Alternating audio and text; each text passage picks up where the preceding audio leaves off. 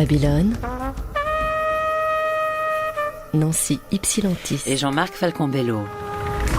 Bonjour et bienvenue dans Babylone, bienvenue dans ce merveilleux jardin suspendu. Nous vous proposons aujourd'hui l'éco-psychologie. Qu'est-ce ? Écologie, psychologie, deux mots qu'on connaît bien. Ensemble, qu'est-ce que cela donne ? Une attitude. Si je veux faire ric-rac et simple, Jean-Marc Falcon-Bello, il faut soigner la terre pour soigner l'esprit. On ne dissocie plus l'homme de son environnement, le grand environnement, la Belle Bleue.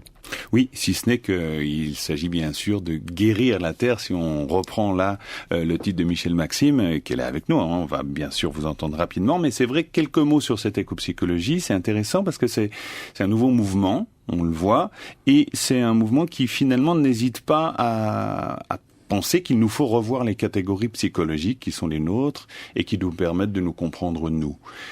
Et ceci en rapport avec une nécessité de changement de paradigme. Ça, je pense que c'est la clé, on l'élaborera bien sûr cette question, mais dans le sens où guérir la terre, à partir de soigner l'esprit, ça veut quand même dire que peut-être que la situation écologique assez catastrophique à laquelle nous sommes confrontés ne vient pas que d'ailleurs. Et elle n'est pas que le résultat d'une technique, mais elle est aussi le résultat d'une psychologie, d'une manière de voir, etc.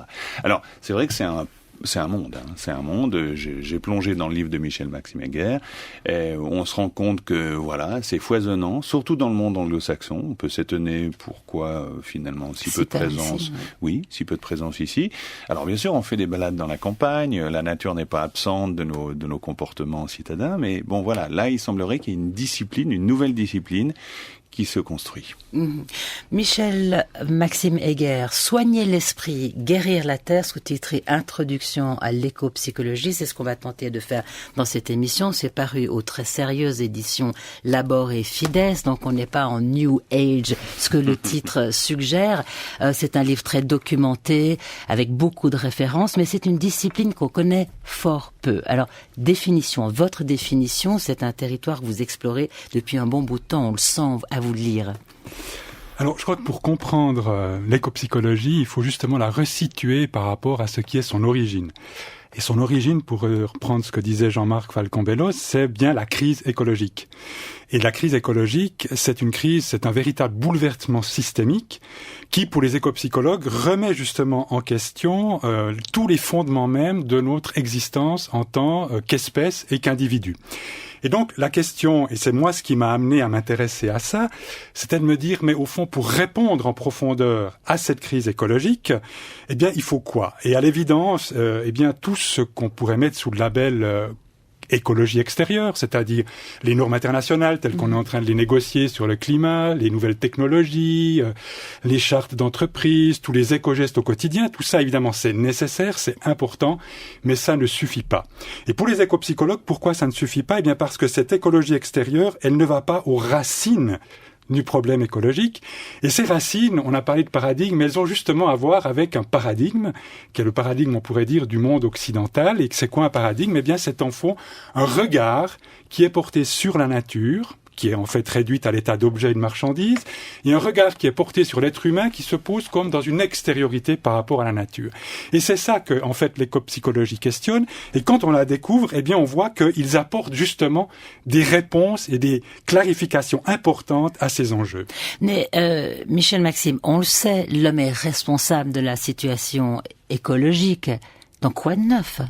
Alors, ce qui est nouveau, justement, c'est en fait dans le rapproche. C'est le rapproche qui est d'une part, je dirais que, alors il y a peut-être rien de nouveau fondamentalement, mais ce qui est nouveau, c'est le degré d'approfondissement et d'exploration. Parce qu'en fait, il faut voir l'éco-psychologie plutôt comme un champ de recherche ouvert. Ça ne veut pas simplement une nouvelle discipline qui est néanmoins enseignée à dans les universités américaines et britanniques. Non, juste pour dire qu'elle s'est quand même pris des lettres de noblesse. Oui, ça a pris des lettres de noblesse, tout en, il faut savoir que ça reste minoritaire. Ça, je veux dire, on peut pas non plus dire.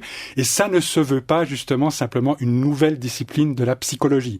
Si on dit qu'on veut, en fait, que l'écologie a besoin, qui en fait s'occupe du cosmos, et de la nature et des écosystèmes dans leur ensemble a besoin de la psychologie qui en fait s'occupe des profondeurs de l'être humain et inversement, c'est pour créer quelque chose de nouveau, pour pouvoir justement changer de paradigme. Et c'est ça, je pense, où il y a une dimension de novatrice.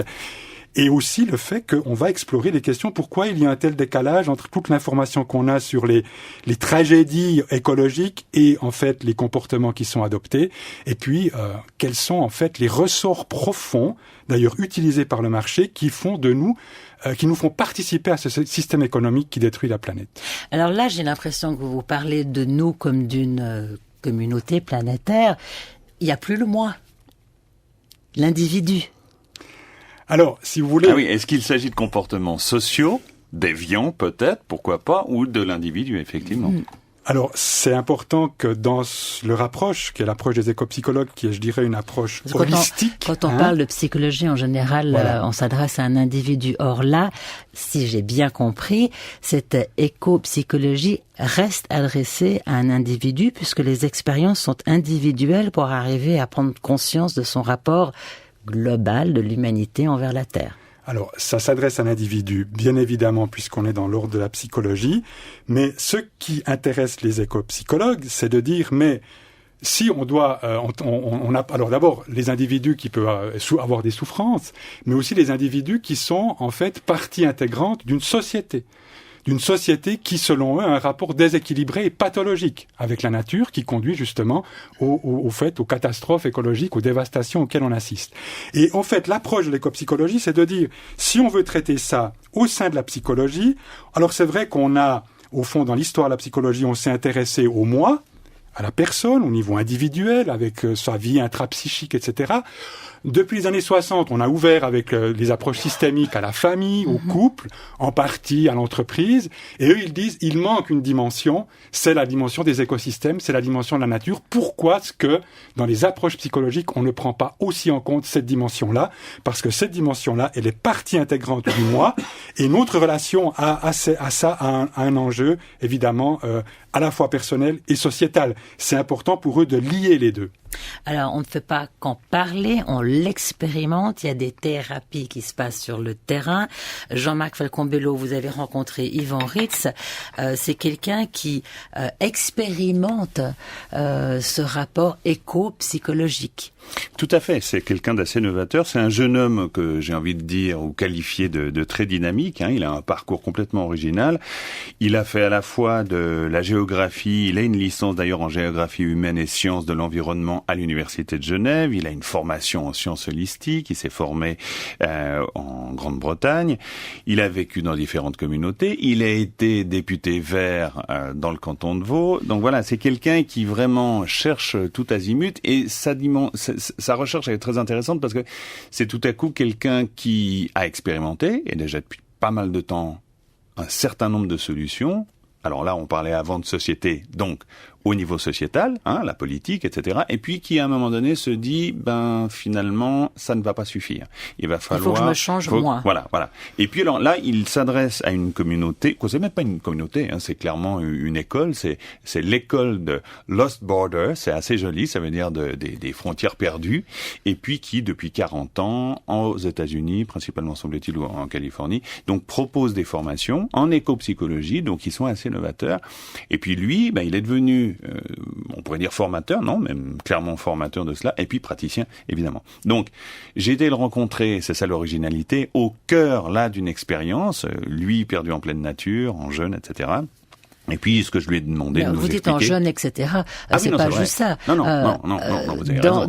Je vais un peu vite, dans là. ces formations, il y a des moments qu'on passe seul face à la nature. C'est juste ce que je dis, Michel Maxime. C'est l'idée d'une immersion. Voilà. Et dans les démarches, c'est vrai, d'immersion dans la nature, vous pouvez avoir un moment qui se passe en groupe dans la dimension collective, mais il y a toujours un moment en solo qui peut être plus ou moins long, et c'est évidemment important parce qu'à ce moment-là, on est nu, on pourrait dire d'une certaine manière, face à la nature avec tout ce qui peut arriver. Et là, en l'occurrence, il était face à votre micro. Et il était face à mon micro, perdu en pleine nature.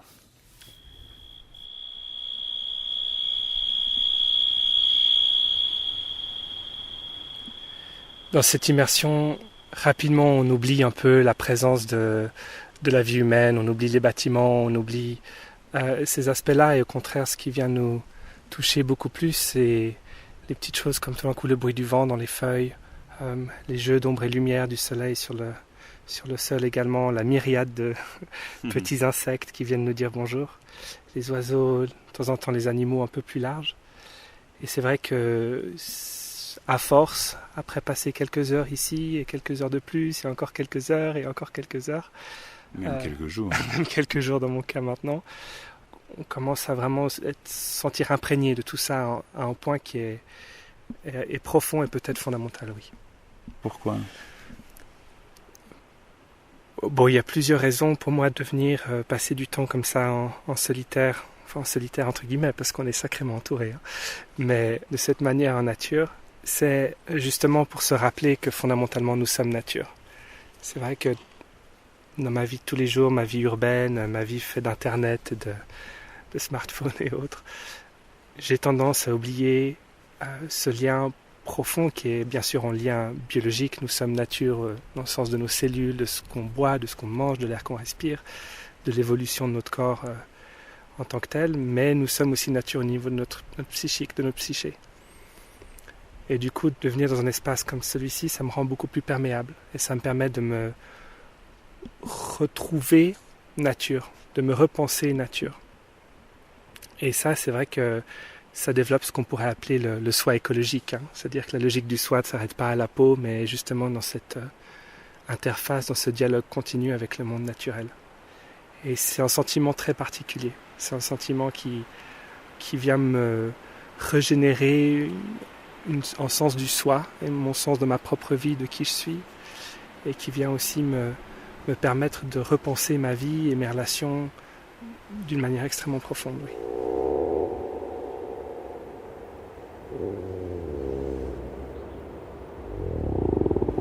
Alors Yvan Ritz, c'est vrai, quand je vous écoute là, je pourrais me dire, voilà le propos d'un amoureux de la nature. Et ça pourrait suffire et ce serait très bien aussi. Mais il se trouve qu'il nous faut comprendre que le propos que vous tenez, il s'inscrit vraiment dans une démarche qu'on peut qualifier d'éco-psychologie. Et il nous faut découvrir ce que c'est. Et là, vous êtes en fait en train d'accomplir ce qu'on pourrait appeler un travail thérapeutique, quasiment. Et ça suppose un certain protocole, ça suppose une démarche, ça suppose un début, un milieu, une fin, ça suppose une formation aussi.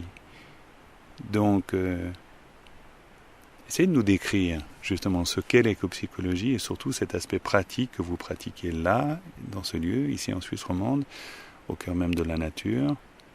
Alors, pour ce qui est d'essayer de décrire l'éco-psychologie, je pense qu'il y a différentes manières de l'approcher. Dans ce cadre-là, moi, peut-être que je mettrais l'emphase sur de vraiment redécouvrir ce lien profond entre notre psyché, notre inconscient et le monde naturel.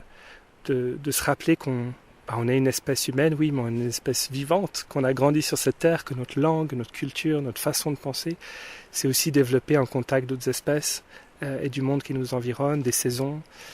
Comment est-ce que le printemps, l'été, l'hiver et l'automne influencent sur notre manière d'être. Voilà, c'est de se rendre beaucoup plus perméable à ça. Et de aussi trouver qu'il y a effectivement des pistes thérapeutiques et des manières de penser, notamment des moments de dépression ou de deuil qu'on attribue souvent à des événements personnels, mais qui pourraient avoir un lien profond aussi avec ce qu'on est en train de faire subir à la planète. Et donc, on va dire, d'élargir le champ vraiment du travail thérapeutique à ce qui nous entoure, à la nature. Pour ce qui est de la pratique que je suis en train de vivre ici ces quelques jours, c'est vrai qu'il y a beaucoup de traditions à travers le monde qui ont cette invitation à l'ascèse, au retrait dans la nature, au moment solitaire. Moi, j'ai eu la chance extrêmement grande de rencontrer une approche particulière de ces traditions. J'ai été donc formé en Californie avec une école qui s'appelle The School of Lost Borders, ou l'école des frontières perdues, et qui depuis maintenant 40 ans à peu près invite justement à faire ce travail-là avec tout un protocole. C'est assez cadré.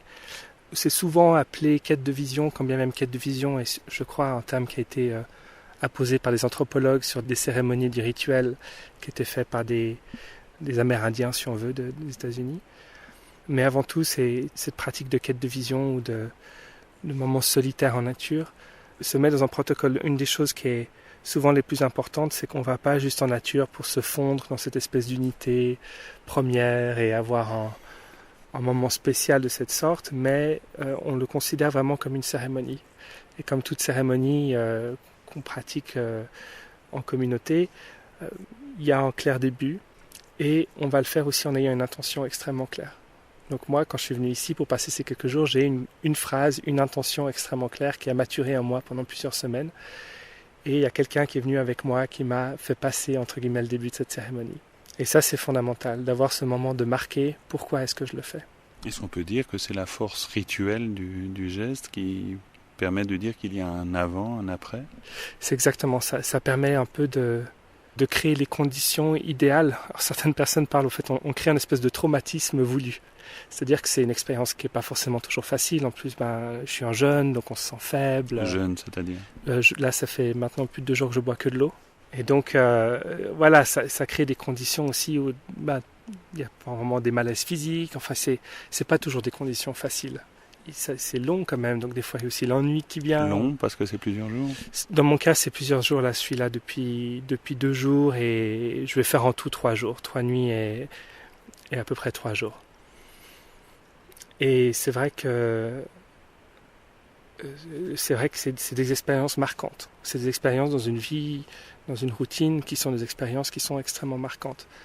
Et du coup, d'avoir une intention qui soit claire, ça crée comme un ancrage psychique.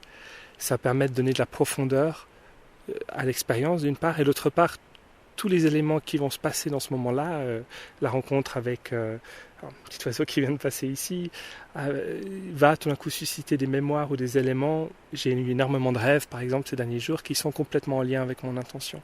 En fait, l'intention, ça donne une grille de lecture de l'expérience qui permet d'ancrer l'expérience de manière différente dans la psyché, je pense, et après dans une continuité d'une vie.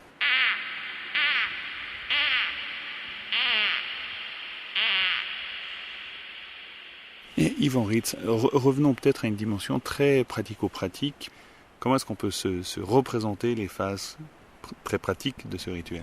C'est un rituel qui se passe en 3 temps. Il y a le premier temps qu'on appelle souvent un temps de séparation. Et ça, c'est un moment qu'on va marquer en passant ce qu'on appelle un palier, un threshold en anglais. Et ça, c'est rituellement, là un peu plus en contrebas, il y a un espace que j'ai créé avec cet ami qui était présent. On a créé un cercle avec des petites pierres et des morceaux de bois. Et ça a été un moment où j'ai prononcé mon intention, où je l'ai reconfirmé. Je suis rentré dans ce petit cercle de pierres et c'était fait. Le palier a été fait et j'ai pu partir et je savais que j'ai commencé ma cérémonie. J'ai commencé ce temps particulier. Là, on est au cœur de l'expérience, si on veut, du moment liminal, certains l'appellent.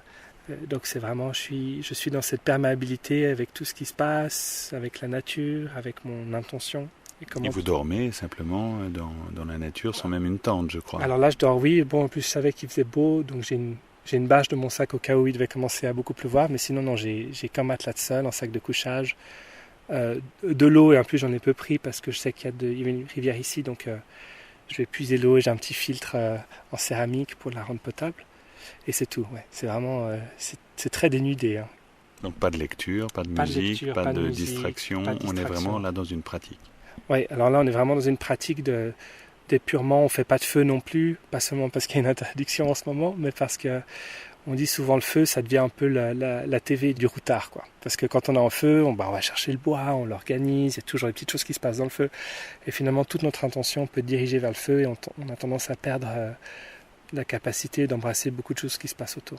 Après, il y a plein de moments où viennent des idées de petits rituels, mais ce n'est pas des rituels qui nous sont donnés par la tradition, si on veut, c'est des rituels qui viennent dans le moment parce qu'ils prennent sens. Ça peut être un coup casser un bâton pour marquer la fin d'une relation, la fin d'une habitude, ça peut être, etc. Donc après, on peut, dans le cadre de cette cérémonie, dans le cadre de ces quelques jours passés en solitaire comme ça, créer différents rituels qui vont permettre d'accompagner le narratif autour de notre intention. Et alors le retour est déterminé souvent par une durée qui est exprimée et acceptée avant. Donc la plupart du temps, dans la tradition, je suis les quêtes de vision, on les fait sur 4 jours et 4 nuits. Donc il y a un temps de préparation qui va durer à peu près 4 jours. On va préparer son intention, se préparer physiquement, la sécurité. Aussi nous comme guide, donc je guide aussi des gens dans cette pratique-là. On va s'assurer que la personne est psychiquement assez solide pour partir, donc on va faire des interviews, etc. On a des grilles de lecture qu'on utilise. Donc il y a ces 4 jours d'expérience, et quand on revient, l'important c'est de casser le jeûne. Donc souvent on va faire des déjeuners dantesques, c'est pas le jeûne de santé, on va recommencer avec un petit jeu de ci, un petit jeu de ça, non, c'est la remise en corps.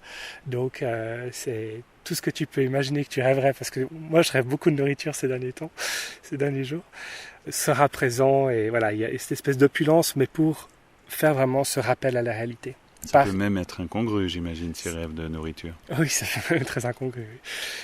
Mais donc voilà, un retour à la matière qui est fort très souvent, et moi c'est ce que j'ai prévu de faire là aussi, vu qu'il y a une rivière, c'est d'aller dans l'eau. Et à ce côté aussi, on se remet encore, on se remet dans l'eau. On nettoie aussi les poussières et ce qui nous reste de la forêt ou du désert, où j'ai beaucoup pratiqué ce travail-là. Et après, le moment critique, c'est ça, c'est le retour à la réalité. C'est un peu... et souvent on dit, au fait, la vraie quête de vision commence à ce moment-là. Elle n'est pas dans la nature et au moment où on est entouré de ce narratif-là, mais elle est au moment où on va confronter cette nouvelle compréhension du soi à toutes les relations qui étaient là précédemment et qui avaient une certaine idée de qui on est, à tous ces petits moments dans la vie où on va être testé, au fait, sur notre intention. C'est comme ça qu'on le dit. Et très souvent, on dit, au fait, une quête de vision, ça dure en tout cas 1 année. Il y a une petite tique sur moi, je peux juste l'enlever. Tique ? Ouais. C'est une petite tique, ça ? Ouais, c'est une tique.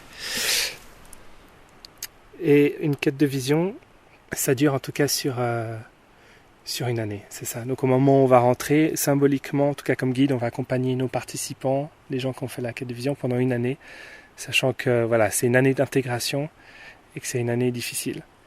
Et c'est pour ça que le travail sur l'intention est aussi essentiel, parce que si on a des intentions qui sont trop décalées par rapport à notre vie de tous les jours, ce travail d'intégration va être très difficile. L'incorporation, comme on dit, c'est vraiment d'en faire corps avec qui on est. Et après, donc, ce qui va se passer, c'est que les gens vont revenir. Donc, il y a tout ce moment du déjeuner, du retour. C'est souvent un moment de célébration extrêmement fort.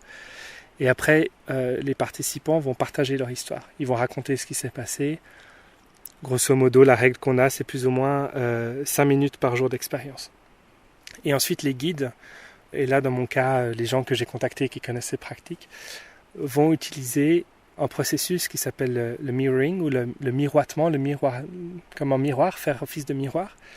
Et c'est une manière très particulière à laquelle on peut se former, une manière très particulière d'écouter l'histoire, de savoir quel était finalement le fil rouge, ou plutôt le fil vert de l'intention, et de rendre en retour cette histoire-là, souvent à la 3e personne, donc j'entends l'histoire d'un homme qui, j'entends l'histoire d'une femme qui, de manière à créer une distance entre une sorte d'interprétation, même si on ne voit pas vraiment que c'est l'interprétation, parce qu'on essaie de rester le plus proche de l'histoire. On ne va pas dire « Ah, cet arbre représente son père, ton père, si il n'y a jamais eu cet élément-là qui était mentionné dans l'histoire. » Mais on va dire qu'on danse sur le fil de l'interprétation, et ça permet à la personne de recevoir au fait une clé de lecture, toujours plusieurs clés de lecture, c'est pour ça que c'est important d'avoir plusieurs guides, plusieurs clés de lecture sur son histoire, et va permettre parfois d'une expérience qui peut être assez brute et qui semble peut-être assez confusante parce qu'il ne s'est pas passé, et voilà, on n'a pas rencontré Dieu sur un rocher qui est venu nous parler, ou il n'y a pas eu une licorne qui, voilà, bref, ça peut être des éléments quelque part très naturels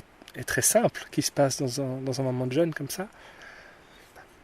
Mais c'est justement ce miroitage, ce miroir permet justement d'un point de vue symbolique peut-être de mettre les pièces d'un puzzle un peu ensemble, de dire ah bah oui, ah bah tiens oui, et puis ça permet surtout à la personne qui raconte son histoire de se sentir vu et compris dans ce qui lui est arrivé. Et ça c'est aussi très important, c'est qu'idéalement quand on fait ces quêtes de vision avec des jeunes de 18-25 ans, donc là c'est toute la logique aussi très souvent du rite de passage et de l'entrée dans l'âge adulte, de marquer cette transition-là, on va inviter les parents à venir à écouter au fait leur récit, à écouter le retour des guides, et eux comme parents ils peuvent aussi faire un retour à leurs propres enfants. Et ça permet de faire un ancrage extrêmement fort après déjà dans le milieu familial, parce que les parents savent ce que l'enfant a voulu marquer, ils peuvent l'accompagner et l'aider dans ce processus-là. Et ça, c'est des choses qui sont effectivement, je pense, extrêmement importantes et qui marquent vraiment une cérémonie de cette manière, une quête de vision, et qui permet à l'ancrer beaucoup plus facilement dans la vie de tous les jours et quelque part d'en faciliter le succès, quoi. finalement, c'est aussi beaucoup ça, ce travail pour moi, c'est de revenir au moment présent, de créer un espace où il y a un peu plus que ça, au fait. C'est sûr que le mental va continuer à fonctionner, qu'on va continuer à penser à beaucoup de choses, mais comme je suis quand même là pour une durée assez longue, l'immédiateté, le jeûne aussi crée ce différent rapport au sens, un peu plus aiguisé comme ça, qui font que, de nouveau, j'aime beaucoup ce mot de perméabilité. Et je sens que c'est pas que je suis flottant, parce que je me sens bien ancré et bien dans mes jambes, mais je suis plus ouvert et plus attentif. Et le moindre bruissement des feuilles, je vais l'entendre et ça va susciter quelque chose en moi. Je n'arrive pas forcément à décrire ce que c'est, mais je sais qu'en moi, j'ai, dans mon être le plus profond, j'ai ce bruit-là du bruissement des feuilles. Et ce bruit-là, il peut être agité que par le bruissement des feuilles. Je sais qu'en moi, j'ai ce caillou que je vois juste là, il est présent en moi. Et donc de le voir, ça va activer une partie de moi qui ne pourrait pas être activée autrement. Et puis là, on écoute simplement. C'est splendide.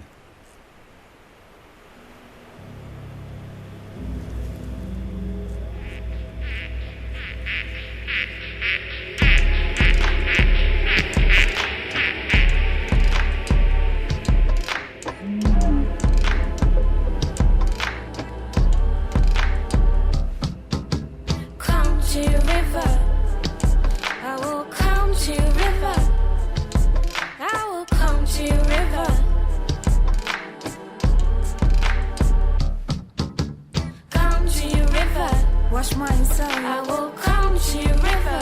Wash my soul. I will come to your river. Wash my soul again. Carry away my dead leaves. Let me baptize my soul with the help of your waters. Sink my pains and complaints. Let the river take them. River, drown them. My ego and my blame. Let me baptize my soul with the help of your waters. Those old me's so ashamed. Let the river take them. River, drown them.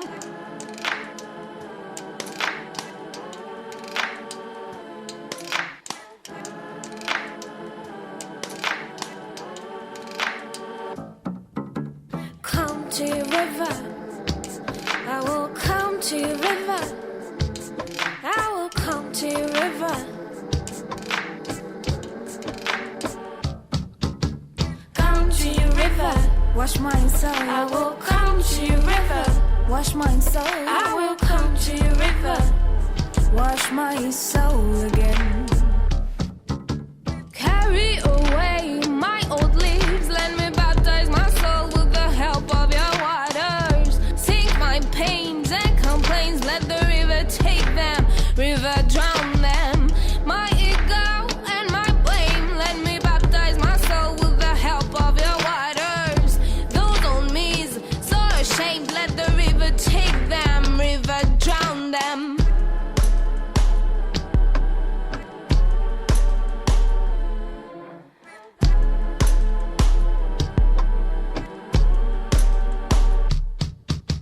Come to your river. I will come to your river. I will come to your river.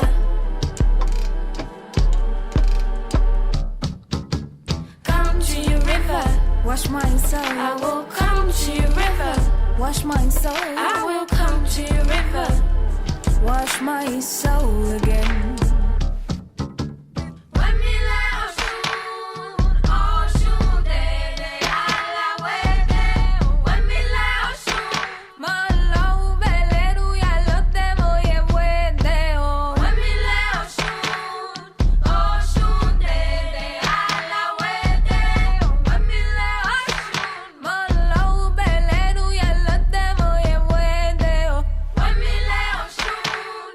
Oh,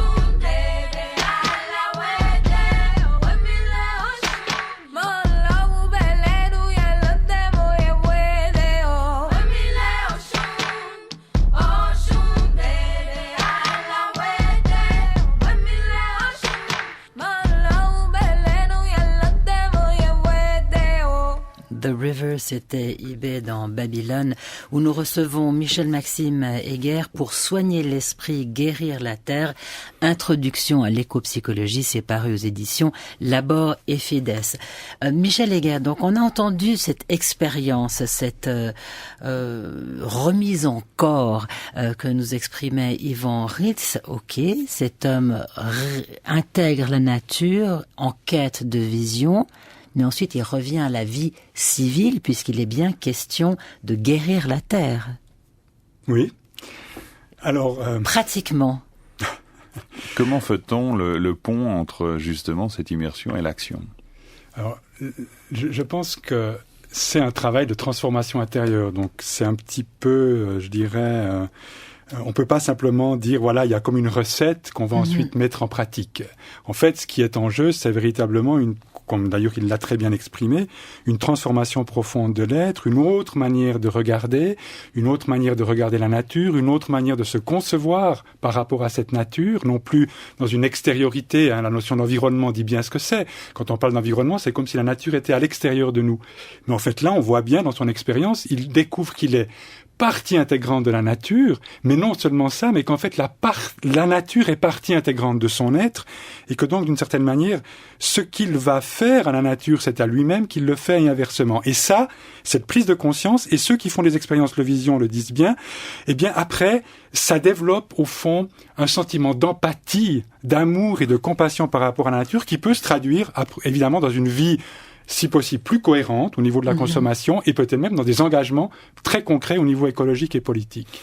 Il parle à un moment donné, Ivan Ritz, de soi écologique. Et on voit dans votre livre, cela apparaît, il y a toute aussi cette réflexion sur l'inconscient.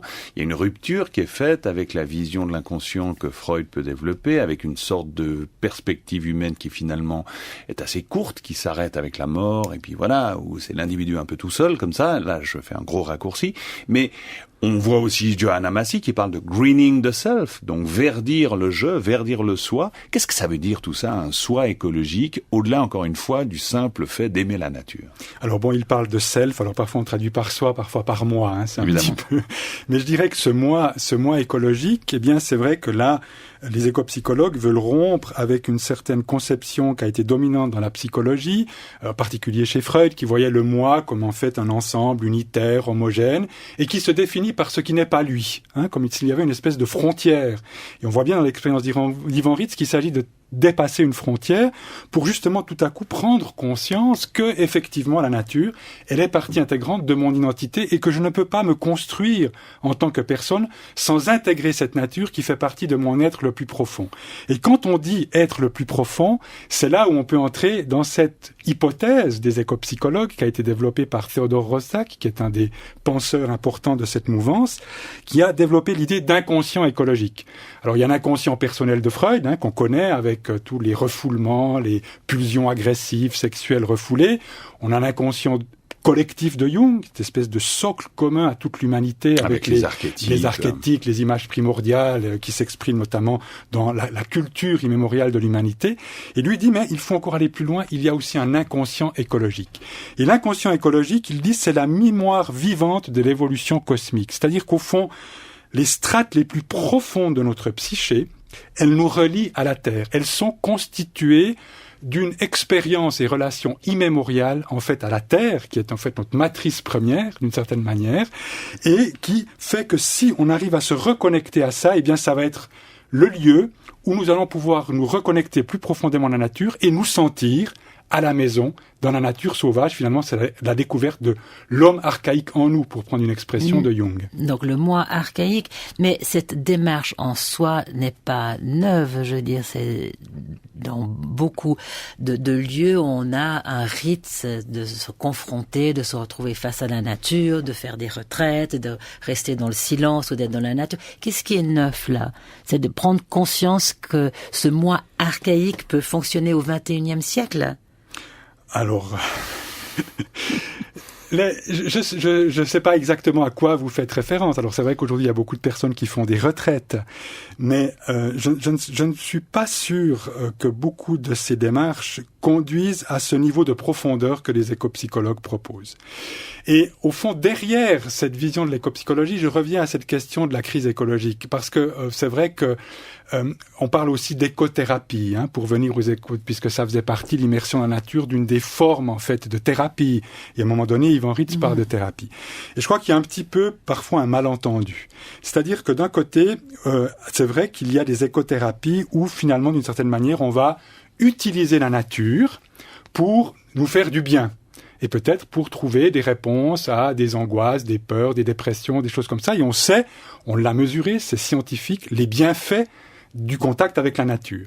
Mais les écopsychologues vont plus loin. Ils disent non, ce qui est en réalité le fond du fond, c'est de soigner nos relations à la nature. C'est ça qui est à soigner, parce que en fait, nous avons des relations qui sont déséquilibrées, qui sont des relations pathologiques, et qui s'expriment en particulier dans nos comportements de consommateurs. Et là, il faut aller à la racine de nos comportements de consommateurs. Alors, donnez-moi d'autres exemples pratiques. Alors, des exemples pratiques d'écothérapie, eh bien, vous avez... alors d'abord, si vous voulez... On peut penser à Joanna Macy, par exemple. On peut penser à Joanna Macy. Alors, Joanna Macy, par exemple, c'est une écopsychologue qui a développé toute une démarche, toute une méthodologie qui s'appelle le travail qui relie. Et qui se passe là aussi sur plusieurs jours, et qui est en fait une espèce de module en 4 temps. Elle appelle ça une espèce de spirale de transformation. Elle va donner des outils de transformation personnelle et du fait collectif en 4 temps. On aura un premier moment, c'est la gratitude. Alors, il y a toute une série d'exercices qui, tout à coup, nous permettent de prendre conscience de tout ce que nous avons reçu. Et de tout, au fond, nous avons fait des expériences de nature fortes et nous avons beaucoup reçu et des autres et de la nature. Un deuxième moment, une fois qu'on a réactivé ce lien à travers la gratitude, on va entrer dans la souffrance, dans la peine, on va honorer notre peine pour la terre.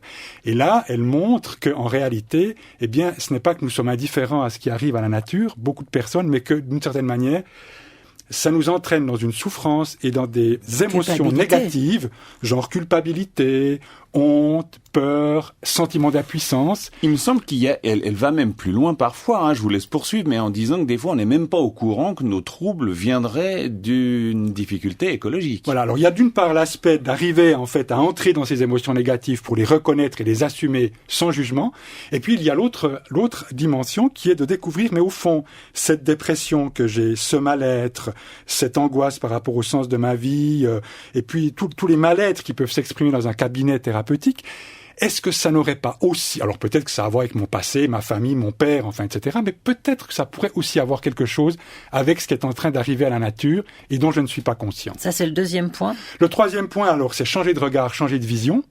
Donc vraiment changer notre perception du monde, changer de conception des choses. Et le quatrième moment, c'est aller de l'avant, c'est-à-dire, et à partir de là, quels engagements très concrets je peux prendre pour en fait devenir d'une certaine manière un citoyen, un acteur de cette transformation vers une société plus écologique. Mais Michel Maxime, est-ce que l'on pourrait se dire en vous écoutant, en tout cas c'est ce qui me vient comme ça, je me dis mais est-ce que l'écopsychologie est conçue comme un moyen de devenir un meilleur militant? Alors ultimement, j'aurais presque envie de dire oui, même si pour... Ça serait du coup un peu creux, là. Oui, mais non, mais attendez.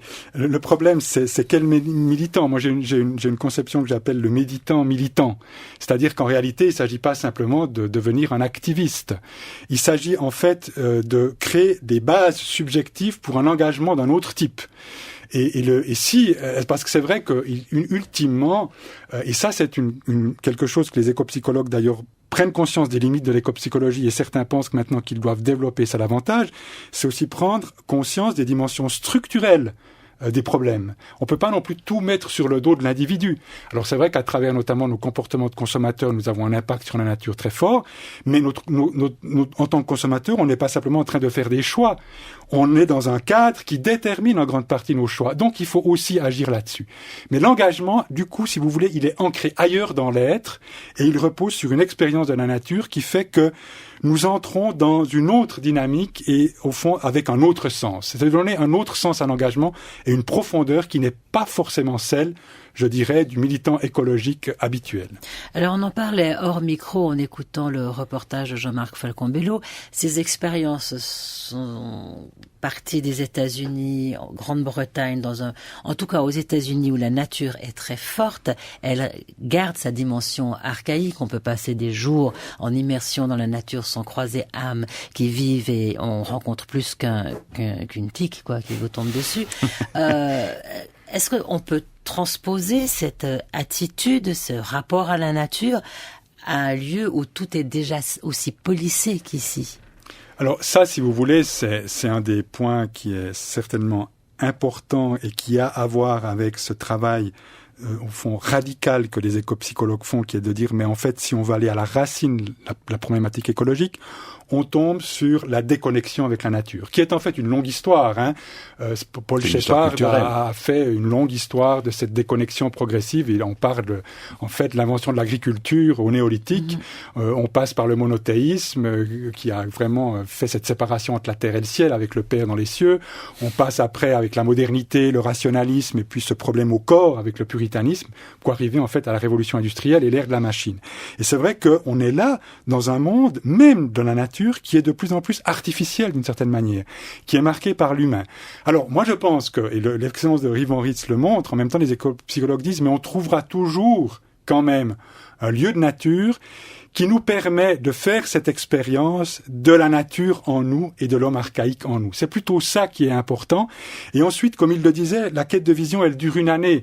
C'est-à-dire qu'en réalité, cette nature avec laquelle on s'est reconnecté parce qu'elle est au plus profond de notre être, on va la porter dans notre quotidien et dans notre vie. Et c'est ça qui est important. Maintenant, c'est vrai qu'on est peut-être dans un environnement qui rend plus difficile des expériences aussi radicales que si on est, je sais pas, quelque part dans un désert californien ou dans les Rocheuses. Les écopsychologues semblent parler carrément de pathologie de la normalité. Alors, il y a des dimensions là qui sont proprement pathologiques. D'ailleurs, c'est intéressant. À un moment donné, vous le dites, le DSM, le fameux livre bible des symptômes psychologiques et psychiatriques aux États-Unis, ne va pas considérer la dissociation avec la nature comme un trouble psychologique.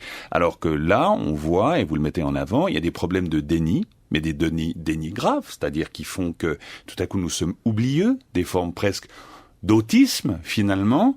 Alors pour les écopsychologues, nous serions donc face à de véritables symptômes et non pas simplement à des attitudes culturelles et des attitudes, je sais pas, expliquées par l'histoire. Oui, des symptômes, et que eux, alors ils appellent ça des métaphores de diagnostic, parce qu'évidemment avec la pathologie, il faut toujours faire attention.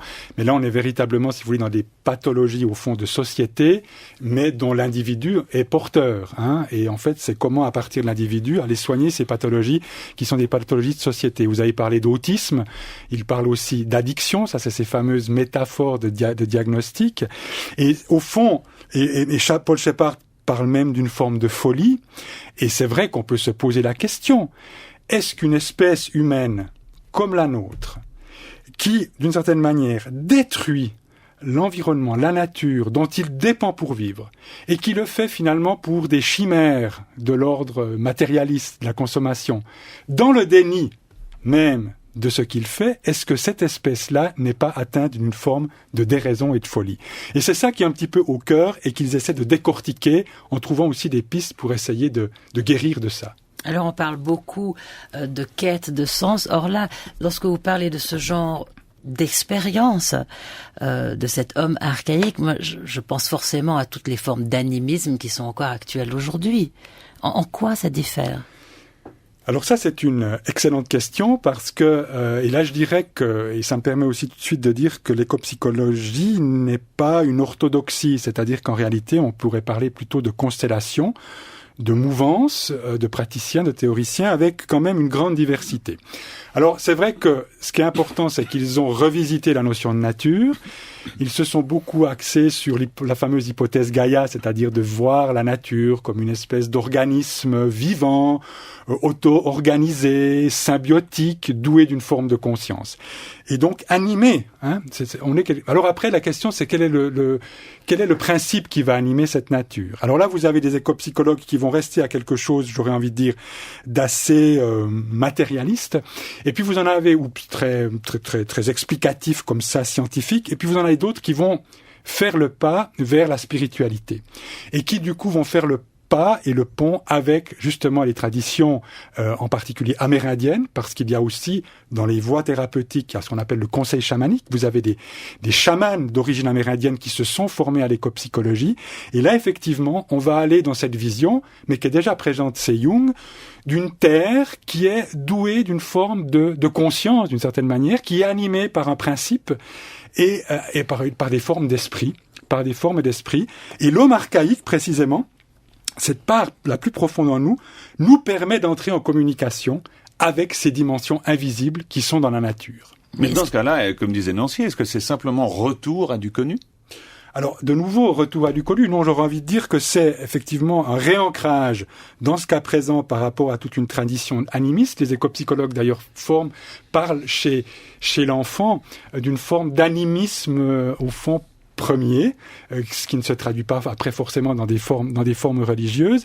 Et effectivement, pour eux, il faut retrouver de certaine manière ce fond animiste qui serait une forme de réponse à ce monde matérialiste dans lequel on est. C'est-à-dire que finalement, la nature n'est pas qu'un objet, n'est pas qu'une marchandise, elle est un être vivant qui est doué d'une intériorité et qui justement nous appelle du coup, à davantage de respect. Est-ce que les liens ont été faits, puisque là vous parlez d'Amérique du Sud, avec le chamanisme sibérien ou africain du pays Dogon, par exemple? Parce que ça me fait beaucoup penser aux traditions des pays Dogon, où rituellement, les jeunes hommes doivent passer un certain temps, parfois c'est en mois, parfois c'est en années, tout seul dans la nature, avant de devenir un homme. Alors là, on est effectivement dans un chamanisme du fait que ça vient d'Amérique du Nord, qui est très ancré dans les traditions amérindiennes. Mais c'est vrai que, d'une certaine manière, le chamanisme a pris culturellement des formes diverses selon les endroits de la planète. Et on retrouve toujours, si vous voulez, les mêmes principes de base. Mais qu'est-ce qui diffère? C'est la façon de pouvoir les mettre en action dans ce 21e si vous voulez, siècle. Alors le chamanisme n'était pas, en tant que chamanisme, une réponse à la crise écologique. Et là, si vous voulez, l'intérêt, c'est d'aller, les écopsychologues ils revisitent Jung, ils revisitent le chamanisme, ils vont aussi explorer d'autres courants comme toute la psychologie transpersonnelle avec les états modifiés de conscience. Ils vont chercher toute une série de ressources pour, en fait, trouver, dans une nouvelle approche théorique et dans une nouvelle approche pratique, une réponse, mais qui viendrait des profondeurs de l'humain, à la crise écologique. Le chamanisme ne s'est pas constitué comme réponse à la crise écologique, et là, il y a d'une certaine manière une réappropriation du chamanisme par des personnes d'origine chamanique pour, en fond, trouver des réponses aujourd'hui, donc dans des formes adaptées à l'homme occidental contemporain. Et politique ? Alors, politique, ça, c'est le grand sujet, et je termine d'ailleurs mon livre là-dessus, parce que beaucoup d'écopsychologues disent que c'est pour le moment ce qui est certainement encore le manque dans la pensée écopsychologique, c'est-à-dire au fond, on a essayé de faire une approche où on allait retrouver les liens entre l'être humain et la nature, et maintenant, ils disent, il y a un troisième pan qu'il faudrait développer, c'est le lien avec la société. Le lien avec la société, parce qu'il est évident que même si c'est nécessaire, on n'arrivera pas à répondre à la crise écologique simplement par une reconnexion en profondeur à la nature au plan individuel. Il faut aussi agir sur les dimensions structurelles et donc faire le lien entre cette transformation personnelle et cette transformation du monde. Et là, ils disent, il faut que les écopsychologues, et c'est pour ça que c'est pas simplement des thérapeutes dans leur cabinet, ouvre le cabinet finalement à toutes les dynamiques d'alternatives sociales pour pouvoir connecter ça avec toutes ces émergences pour un autre monde qui sont en train de naître. Et il me semble que ce nouveau monde qui est en train de naître, il y a un mot savant, mais ça vaut la peine d'en parler, c'est l'ontogenèse, ça veut dire la manière dont l'être grandit. Et là, il me semble qu'il y a des applications profondes qui touchent à l'étude, cette fois-ci, du développement de l'enfant, par exemple, ou le développement de l'individu. On peut penser à Piaget qui a étudié les enfants, qui les a regardés jouer. Et là, de la même manière, semblerait que là, il y ait des pistes. Alors ça, c'est l'idée de Paul Shepard, et là, ça nous ouvre à une autre dimension que les écopsychologues explorent et qui pose plein de questions par rapport à l'éducation et au mode d'éducation, parce que si on parle de cette ontogénèse, c'est-à-dire au fond le développement, la croissance de l'être pendant les 20 premières années de sa vie, eh bien, pour les écopsychologues, c'est là, au fond, que s'origine la déconnexion par rapport à la nature, parce que dans ce monde occidental, très urbanisé, envahi de technologies, eh bien, au fond, ce qu'ils appellent la traversée des matrices, c'est-à-dire passer de la matrice de la mer primaire à la matrice de la société devrait se faire par la traversée de la matrice de la nature et de la terre. Et la nature et la terre, malheureusement, est devenue beaucoup trop absente, elle est insuffisamment présente dans cette croissance de l'être. Et là, il y a un vrai enjeu, comment, en fait, on réintègre cette dimension-là pour arriver à des êtres matures, c'est-à-dire capables d'interaction harmonisée avec tous les autres, humains et non humains, plutôt qu'à ces êtres immatures, qui sont en fait le propre de l'homme consommateur dans son délire de toute puissance et son déni de la réalité. Est-ce qu'ils tiennent compte de la matrice de la toile, de l'Internet, qui connecte les gens autrement et qui nous donne une dimension horizontale aujourd'hui qui diffère avec ce qui traditionnellement existait auparavant? Alors je dirais qu'ils sont certainement beaucoup critiques, assez critiques par rapport à cette toile, du fait justement de son horizontalité, du fait aussi, si vous voulez, de sa... Et pourquoi? Non, mais alors critique du fait de son horizontalité, de son artificialité, parce que l'être humain numérisé passe en fait à un accès au monde à travers des écrans, mais en même temps, ce qui est intéressant dans l'idée de toile, alors ça c'est plutôt moi qui le dis, c'est qu'effectivement on est dans cette métaphore de la toile, et là on rejoint l'idée de la toile de la vie, c'est-à-dire qu'on est dans des logiques aujourd'hui de réseau et de mise en connexion, mais je dirais qu'il ne s'agit pas évidemment de condamner la toile et Internet, mais en fait, de nouveau, à cette horizontalité, de lui adjoindre une dimension de verticalité et de profondeur. Vous êtes suisse. Vous avez observé en tant que sociologue ce mouvement ici aussi? Alors, ce mouvement, il est né, il s'est cristallisé au début des années 90 dans le monde anglo-saxon, en particulier aux États-Unis, puis ensuite il a migré dans le monde, en fait, en Grande-Bretagne. Il y a quelques éco-psychologues épars dans le monde francophone, ça existe, mais si vous voulez, il n'y a pas encore dans le monde francophone, de ce côté-ci de la Manche, un mouvement, ce qu'on pourrait véritablement appeler une dynamique qui est un mouvement, avec des revues, avec des colloques, avec des réseaux, avec des publications. Ça reste des individus isolés, mais c'est intéressant, je pense que, et c'est pour ça que ce livre, d'une certaine manière, participe, j'espère, de ça, on voit naître un intérêt grandissant pour l'éco-psychologie, et en particulier d'une manière pratique, puisque toute l'approche du travail qui relie de John A. Macy dont j'ai parlé commence à prendre racine en fait en Belgique et en France avec des sessions qui permettent en fait d'initier les gens à ces démarches. Première initiation, lire cet ouvrage, Soigner l'esprit, guérir la terre, introduction à l'éco-psychologie, c'est signé par vous, Michel-Maxime Heger. Merci d'avoir passé cette heure en notre compagnie et d'avoir été aussi clair, parce que je sais que c'était pas facile. Ce livre est paru aux éditions Labor et Fides. On va pas lâcher l'écologie comme ça, puisque demain nous allons parler de l'oreille de l'écologie. Nous serons en plein son et nous parlerons d'écologie sensible.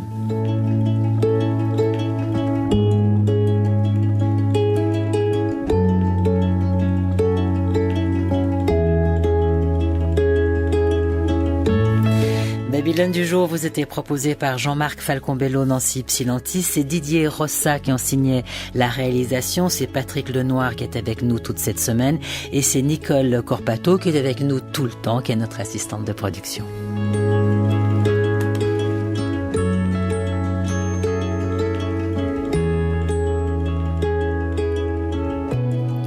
Vous écoutez Espace 2, merci. Il est 10h.